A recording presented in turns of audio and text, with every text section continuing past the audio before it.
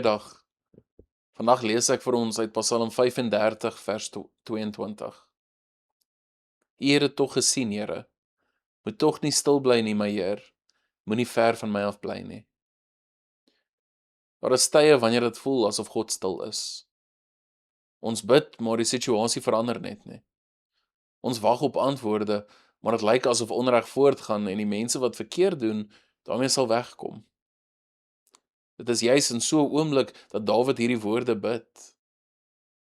Hierdie gebed wys dat geloof nie beteken dat ons nooit vra het nie.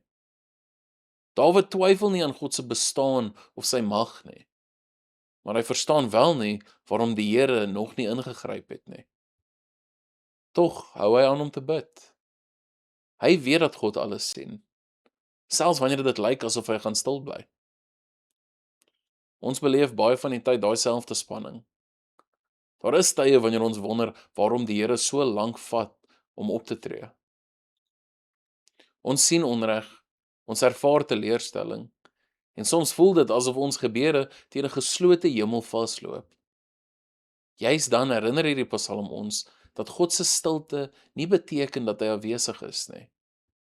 Hy sien meer as wat ons sien en hy werk dikwels op maniere wat ons eers later sal verstaan. Wanneer ons nie verstaan wat God doen nie, is die antwoord nie om van hom af weg te draai nie, maar om nog nader na hom toe te gaan. Ons mag ons vrae, onsekerheid en verlange eerlik voor hom uitspreek. Die Here word nie afgeskrik deur opregte gebede nie. Hy nooi ons om aan te hou bid en ons vertroue in hom te stel, selfs wanneer ons nog wag op 'n antwoord. Hierdie Psalm eindig met 'n merkwaardige verandering.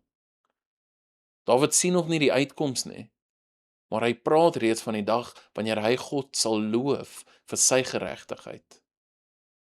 Sy hoop rus nie op wat hy dadelik in daai oomblik sien nie, maar op die karakter van God. Hy weet dat die Here regverdig is en dat hy uiteindelik sal doen wat reg is. Soms is die grootste geloofsdade nie om al die antwoorde te hê nie, maar om aan te hou bid wanneer God stil lyk.